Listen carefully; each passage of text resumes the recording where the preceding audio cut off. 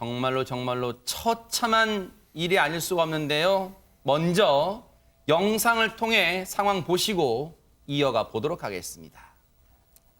한 도로에 처참하게 구겨진 차량이 있습니다. 정말 종이장처럼 구겨졌다는 표현이 딱 들어맞을 텐데요.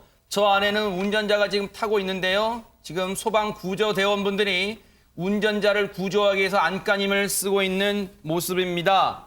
저렇게 들것도 지금 구급차와 함께 실려왔고 지금 들어왔고 지금 저렇게 피해 차량의 운전자분을 구조하기 위해서 안간힘을 쓰고 있는데 저 차량 운전자에는 과연 누가 타고 있었고 대체 이 일이 어떻게 벌어지게 된 걸까요? 장해찬 평론가님. 네, 16일 오후 9시쯤 인천 동구 북항터널 김포 방면 2차로에서 일어났던 사고입니다.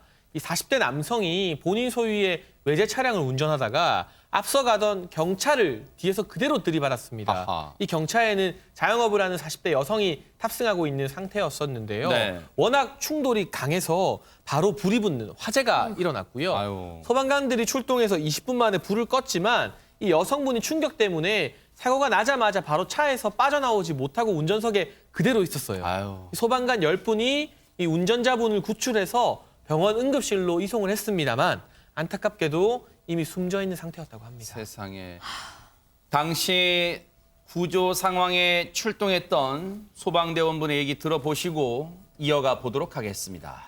그 피해 차량 뒤쪽이 많이 이제 찌그러져서 뒷좌석이 거의 앞좌석까지 밀린 상태로 이 우주자 상황이 많이 안 좋았고요. 자력으로 대피도 못하는 상황이었고 이제 화재가 발생했기 때문에 좀 많이 좀 그을린 상태였습니다. 그 가해 차량분은 운전석에 타고 계셨고 저희가 도착했을 때는 이미 의식도 없으셨고 호흡도 없으신 상태였습니다. 하체 쪽은 하반신 쪽은 많이 다발성 골절도 있었고요. 상황이 몹시 안 좋았었습니다. 아니 근데 하재근 평론가님 무슨 주변에 안개가 자욱하다거나 그런 상황도 아니었던 것 같은데 가해 차량 운전자는 어떻게 저 차량 피해 차량을 보지 못했을까요?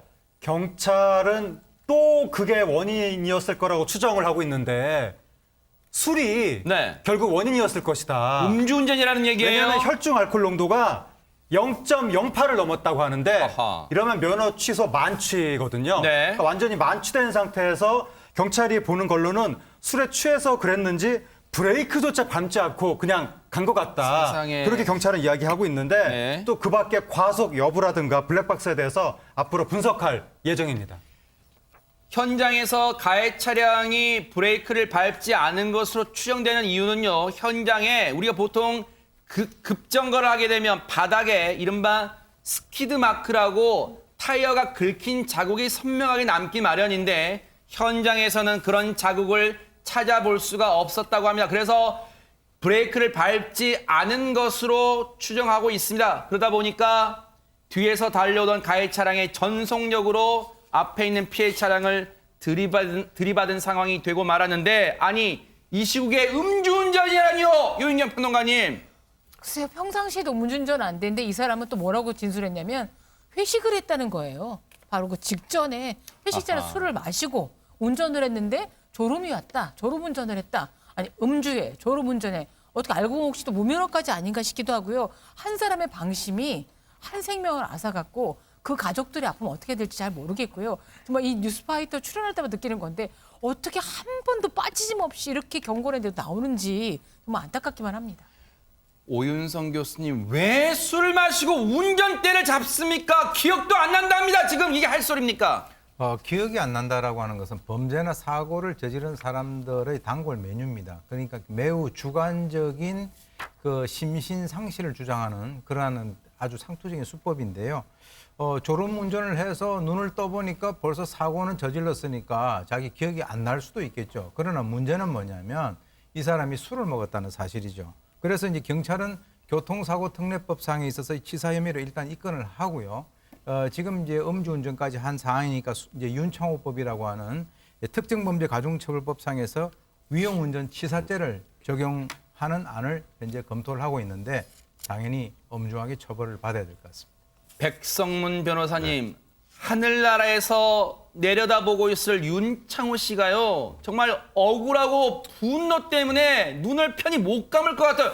윤창호법을 만들면 뭐합니까? 만들면. 그러니까 말입니다. 사실 과거에 이제 음주운전 처벌이 솜방망에 그친다는 얘기가 많이 있었고요. 그래서 예전에 있던 법입니다. 이게 특정범죄 가중처벌 등의 법률에 위험운전치사상이라고 해서 술이나 약물에 만취한 상태에서 운전하다가 사망이나 다치는 사고가 나게 되면 일반 교통사고보다 중하게 처벌하는데요. 그걸 더 형량을 올렸죠.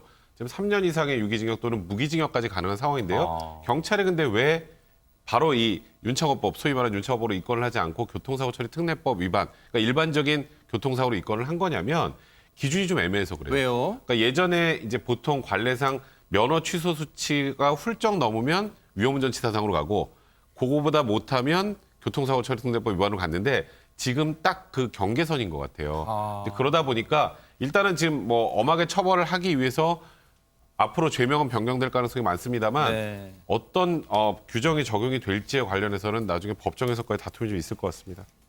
자영업으로 생계를 꾸리던 40대 여성은요. 퇴근길에 저런 참변을 당했습니다. 누군가의 소중한 가족이 한 사람의 무모한 천인 공노할 음주운전 탓에 한 가정이 풍비박산 났어요.